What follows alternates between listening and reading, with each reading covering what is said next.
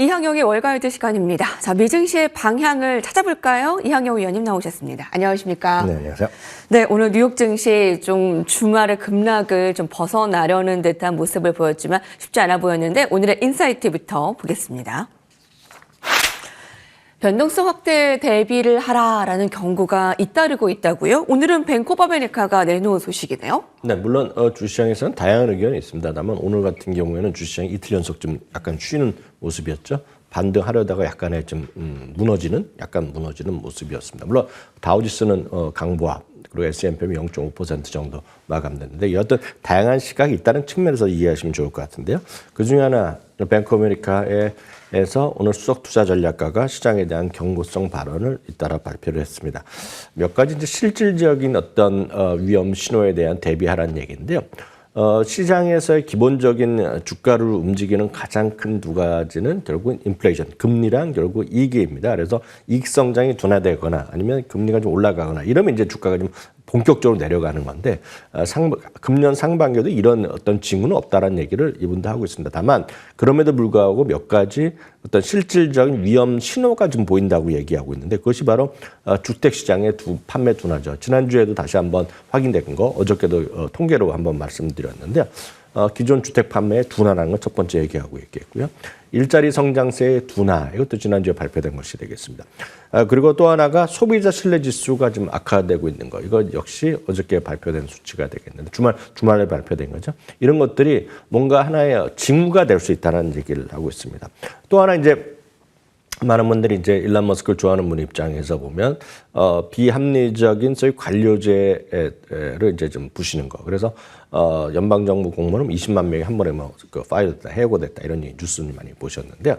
근데 이런 얘기를 하고 있습니다. 연방정부 직원의 감축이 계속해서 빠른 속도로 이어지고 대규모 해고가 됨으로 인해서 당연히 연방정부는 이제 워싱턴 DC가 이제 대부분이 많이 살죠. 물론 그 외 지역에도 연방정부 공무원이 있겠지만은요. 그러다 보니 매주 발표되는 소위 그 신규 실업 청구 건수가 있지 않습니까? 그것이 각 도시별로 주별로 발표해서 연방정부에서 취합해서 발표한 수치가 되겠는데요.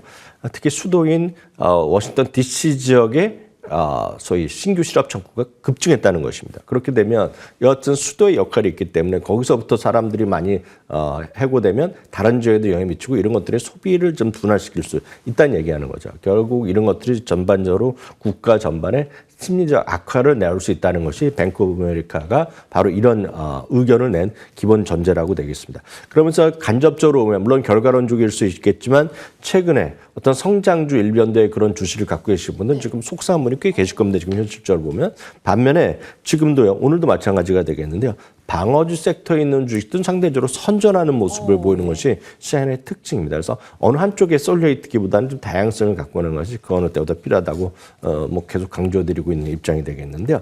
그것이 어떤 것이 있느냐. 우리 섹터별로 보면 가장 대표적인 것이 필수 소비재랑 기술주, 유틸리티, 임의소비 이런 걸 좀 구분해 부어서 보시면 좋을 것 같은데요. 최근 한 달 동안에요. S&P 500이 1.7% 정도 떨어졌습니다. 필수 소비자는 오히려 6%가 올라갔습니다. 필수 소비자는 아시다시피 먹고 마시려고 이런 것들이 되겠습니다. 대표적인 P&G 이런 것들이 여기에 속한다고 보시면 되겠습니다. 생수 이런 것들이 되겠는데요. 기술주는 2.8% 떨어지고 임의소비는 5.6% 떨어졌습니다. 이런 것이 최근 한 달 동안의 우려라고 보셔야 되겠습니다. 전반적으로 뱅크 오브 아메리카는 이런 얘기를 하고 있습니다. 이런 우려감이 있지만 여전히 돈은 잘 들어오고 있다는 겁니다. 미국 주시장에서. 돈은 계속 꾸준히 들어오고 있고 한국에서도 미국 주식 많이 다 이뤄지고 있고 그런 것들이 주간 단위로 보면 지난 한 주간에 보면 2022년 3월 이후 거의 3년 만에 최고 속도로 돈이 많이 들어오고 있다는 것입니다. 그렇지만 이런 것들이 혹시라도 주가가 떨어지면 급하게 들어온 것들은 손실이 구간이 작기 때문에 빠르빠르 손절매할 수 있는 거죠. 네. 현실적으로 보면. 그렇기 때문에 이런 부분들이 오히려 단기 낙폭, 어떤 악재가 나오거나 그러면 단기 낙폭을 과대시킬 그런 우려도 있다라고 얘기를 하고 있습니다. 특히 이제 2월 하순과 3월 초순은 저희도 계속 말씀드렸다시피 2월 하순, 3월 초순까지 계속 좋지 않았던 거예요. 특히 2월 15일부터 2월 말까지의 간 2주 구간은 S&P 전체 기간으로 보면 꼴찌에서 1등.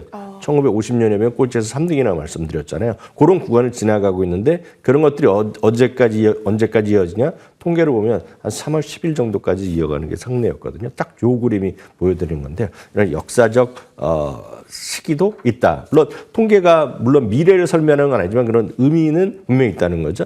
그래서 변동성 확대에 대비할 시기라고 다시 한번 얘기를 하고 있다라고 보셔야 되겠고요. 그런 관점에서 다시 말씀드리지만 필수 소비재라든가 유틸리티, 흔히 얘기해서 방어적 섹터 주식에 여러분들 좀 관심을 갖고 흔히 얘기해서 퀄리티 있는 주식들, 뭐 품격 있다 주식 얘기하고 있지만 그런 것들을 좀 밸류 투자 이런 것들 보셔야 되겠고요. 참고적으로 하나만 더 ETF를 소개해드리면 변동성 확대 구간에서는 오히려 빛나는 것이 변동성이 최소된 주식들, 변동 최소됐다는 것은 S&P의 흐름 변동성보다 더 적게 움직이는 것들인데요. 그게 바로 USMV라고 있습니다. USMV 주식 보시면 ETF인데요. 93달러 정도 되는데요. 지금 뭐 계속해서 안정적인 흐름을 보이고 있고 오늘도 좀 올라가고 있는데요. 이런 것들, 즉 늘 말씀드리면 시장의 다양성이 여러분들이 투자하셔야 될 가장 큰 덕목이다. 이렇게 말씀드리고 싶습니다. 네, 여러분 그 뉴욕 증시의 지수 그 계절 차트를 보면 2월 중순에서 3월 초까지는 좀 통계적으로 좀 좋지 못한 때입니다. 그것을 생각했을 때 좀 감안해 볼 수 있을 것 같고요. 최근에 방어주가 강세다, 또 가치주가 강세다. 이 종목을 빼놓을 수가 없습니다. 바로 헤드라인 첫 번째입니다. 최근에 기술주, 성장주가 주춤하고 방어주가 좀 크게 오른 상황에서 버핏의 버크셔 해서웨이가 사상 최고치 흐름을 나타냈습니다. 이제 실적 발표도 이제 곧 나오는데 네. 의미가 있을 것 같은데요. 기본적으로 이런 거죠. 그 지난주에 이제 흔히 얘기해서 주주 서한도 발표하고 실적이 나왔습니다. 실적이 지난 주말에 나왔는데요. 결국 이건 71%가 늘어나면서 145억 달러가 전체 규모가 나왔는데요. 이게 컨센서스 대비 40%나 늘어났습니다.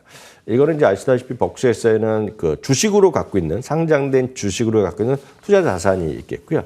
비상장된 주식도 엄청나게 많이 갖고 있습니다. 대표적으로 철도도 갖고 있고 뭐 캔디도 갖고 있고 뭐 수많은 회사를 갖고 있는데요. 그 중에 하나가 혹시 여러분들 그 스포츠 중계 이런 거 많이 보시잖아요. 뭐 프로야구건 뭐 농구, 야구 이런 거 뭐 보시는 거 보면 입간판이라고 그러나요? 광고 뭐 야구할 때 보면 제일 뒤에 딱 있는 거인데요. 우리나라 무슨 자동차 이렇게 광고 있는 자리에 보면 가이코라는 광고를 엄청 많이 보실 것 같습니다. 그래서 가이코는 이제 미국에 사시는 분은 모를 수가 없는 회사입니다. 미국 최대의 자동차 보험 및 화재 보험, 뭐 주택 보험 회사인데 그 가이코도 이제 벅스회사가 갖고 있는 회사인데요. 그 회사를 포함해서 보험회사 수입이 엄청 늘어났다는 겁니다. 그것이 작년 대비 보험사 수입이 300%가 늘어났거든요. 그런 것들이 이어나면서 주시장에 큰 영향을 미쳤고 그러다 보니 UBS라든가 KBW가 또 목표 주가를 오늘 또 올리기 또 했습니다. 워렌 버핏은 한번 조만간 이제 CEO 자리에서 물러난다고 하면서 그렉 아벨이죠. 작년부터 이제 주총할 때 같이 발표를 하고 있는데요. 후계자인 것을 재확인했다라고 보셔야 되겠습니다. 최근 5년 동안의 주가 흐름을 보면은요, 벅스회사가 143%, S&P 500이 100% 오른 데였고, 작년에 물론 지수를 이겼고요. 올해 들어서도 지금도요, S&P 500이 2% 정도 올라갔는데요. 금년에도 또 오늘까지 또 10.7%가 올라가는 모습입니다. 늘 말씀드리지만 벅스회사가 특정 주식 하나 사고 하나 팔고 이거에 여러분 민감하시고 그걸 쫓아하시는 거는 제가 지금 감히 말씀드린 건 하수라고 보고 있겠고요. 진짜 여러분들 워렌 버핏을 존경하고 해보셨고 수많은 책들 보셨잖아요. 정답은 하나죠. 벅스회사의 주식을 한 주부터 사는 것이 제가 봤을 땐 가장 합리적인 선택. 오늘 사상체육과로 보답을 했네요. 네, 버크셔 해서웨이를 좀 비중 조절 면에서라도 한 주를 좀 가지고 가는 좀 전략을 얘기를 해주신 바가 있는데, 네, 이렇게 오늘 사상 최고가로 보답을 합니다. 오늘 버크셔 해서웨이의 그 주가 흐름과 실적에 대한 의미 찾아봤고요. 다음 헤드라인 이어가 보시죠. 월스트리트 저널에서 AI 투자는 계속된다라고 보고 있습니다. 오늘 그 마이크로소프트의 그 AI 투자 그 임대 취소 얘기가 나오면서 조금 더 주춤한 모습도 나타냈지만 AI 투자는 미국뿐 아니라 또 중국의 투자까지도 계속 이어지면서 AI에 대한 확대 투자 방향성 한번 짚어보고 갈 필요가 있어 보입니다. 네, 어저께는 젠순왕의 특별 인터뷰를 소개해드렸습니다. DDN이라는 곳에서 한 특별 인터뷰를 통해서 지금 AI에 대한 수요가 줄어든다 생각하는 것은 잘못됐다라는 얘기를 하고 있는데요.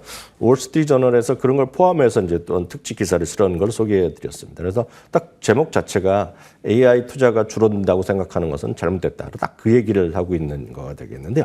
여기는 오픈 AI의 뭐 O1이 됐건, 딥시크의 R1이 됐건, 그리고 지난주에 아마 여러분 써보신 분 계실 것 같습니다. 일론 머스크가 자기네가 한 그록3를 지금 무료로 공개했거든요. 여러분 써보신 분이 계실 것 같은데 이런 모든 것들이 결국은 대규모 컴퓨터 인프라의 투자라든가 시간을 기반을 하고 있다는 얘기를 하고 있고 그렇기 때문에 빅테크의 자본적 지출 추이는 엄청나게 늘어날 수 있다는 얘기하죠. 어저께도 말씀드렸다시피 예상보다 20% 정도 더 늘어났고 전년 동기 대비 45%나 좀 증가하는 그런 모습이 나타나고 있습니다. 시어리 벤처스의 벤처 캐피탈리스트는 이런 얘기를 하고 있습니다.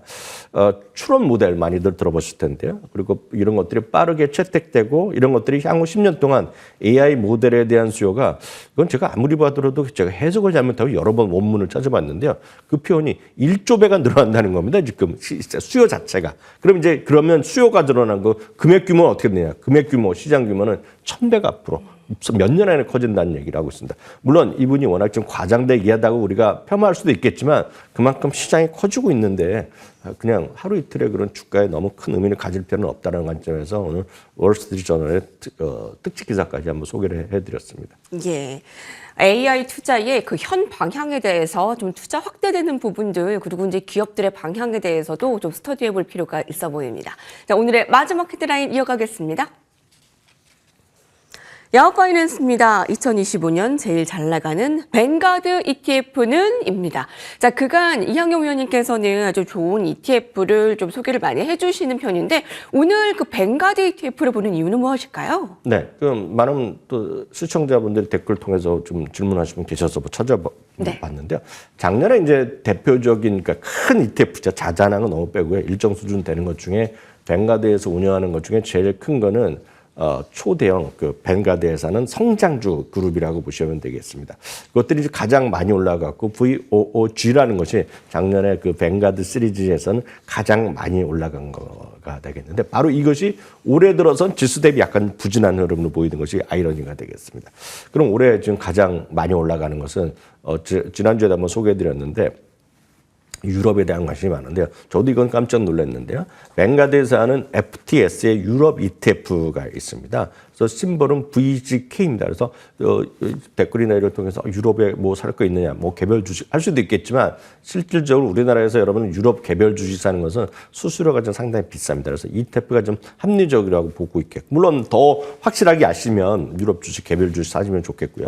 그렇지 않은 경우에는 유럽의 대표적인 기업들 대표적인 모아놓은 것이 VGK다라고 보시면 되겠습니다. 올해 들어서 압도적으로 시장 수익률 S&P 500 대비 지금 4배 정도 이상 올라 10%가 올라가고 있다라고 보셔야 되겠고요. 여하튼 최근 유럽의 강세는 러시아 우크라이나의 전쟁에 휴전, 이런 종전 기대감이 있겠고요. 기본적으로 VGK ETF의 특징은 유럽 FTSE 벤치마크를 추정하는데 그리고 전체적으로 1269개 주식, 그러니까 엄청나게 대부분의 주식 다 갖고 있겠고요. 여기 딱 보시면 여러분들 아실 만한 것들이 다 들어있는 그런 기업이기 때문에 그냥 이런 것들이 무난하게 여러분들 유럽 주식의 비중을 좀 노출하는 그런 투자가 될 것 같아서 오늘 소개해드렸습니다. 네. 여러분들께서 이렇게 댓글창에 질문을 주시면 이항경 위원님께서 좀 그것을 연구 분석을 해서 또 함께 보고를 해드리니까 그런 질문도 많이 주시면 좋을 것 같아요. 이항경 위원님과 함께했습니다. 감사합니다.